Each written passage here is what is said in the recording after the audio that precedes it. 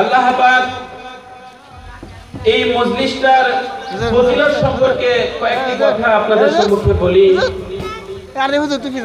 যে আমাদের মাদ্রাসা জগন্নাথ কাদের নূরে মদিনা ইসলামী মাদ্রাসা ও এতিমখানা মাদ্রাসার ছাত্রদের উপলক্ষে আজ ছাত্ররা লেখাপড়া করেছে, তাদের পুরস্কার বিতরণ করা হবে। তো আমাদের এই সমাজে, আমাদের এই এলাকার মধ্যে একটা কি সুন্দর মাদ্রাসা হয়েছে, সেই মাদ্রাসা তলবে আজিজ আছে।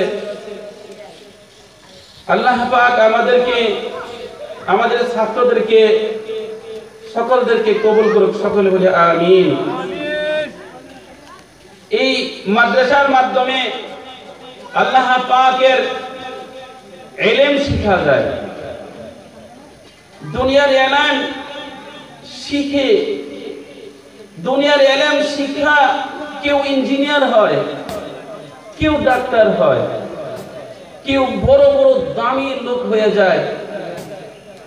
কিন্তু এই দুনিয়াবি পড়াটা শুধু দুনিয়াতেই থেকে যায়।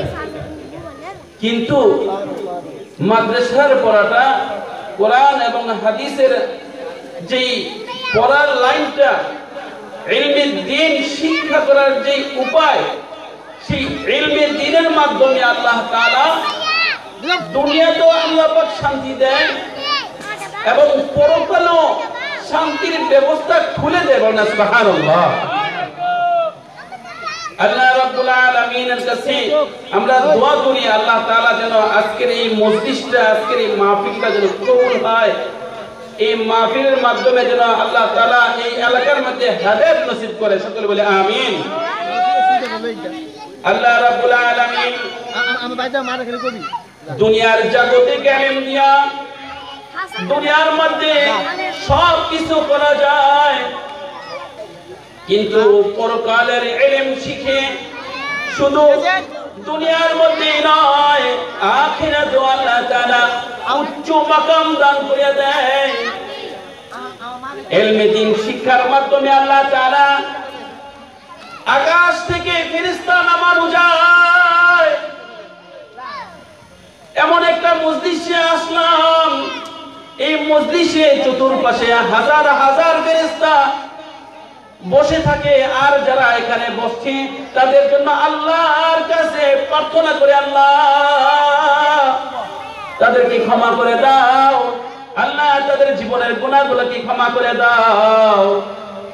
আল্লাহর কাছে এমন ভাবে প্রার্থনা করে আল্লাহ তাআলা, আল্লাহ রাব্বুল আলামিন এই মজলিসের চতুর্পাশে কতগুলা ফেরেশতা আছে হাদিসের মাধ্যমে জানা যায়।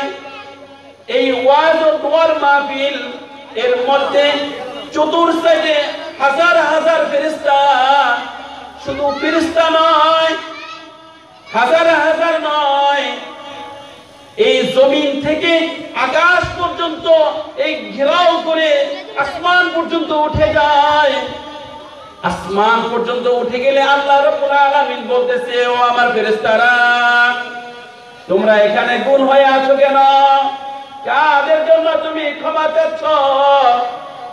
ফেরেশতারা বলে, আল্লাহ তোমার গুণগান, নবীর আলোচনা, সুন্নতের আলোচনা শোনার জন্য এখানে হাজার হাজার মানুষ বসে আছে, তাদের জন্য আমরা ইস্তিগফার করতেছি, তাদের জন্য ক্ষমা চাই। আল্লাহ রাব্বুল আলামিন বলতেছে, ও ফেরেশতারা, তারা কি তাদের রবকে দেখছে, আমাকে দেখছে? ওই না মাওলা, না, দেখে নাই। যদি দেখতো আরো বেশি ইবাদত বندگی করত। আল্লাহ রাব্বুল আলামিন ফেরেশতাদেরকে বলতেছে, ও আমার ফেরেশতারা, কিসের জন্য আর কিসের জন্য এখানে বসে আলোচনা করতেছে?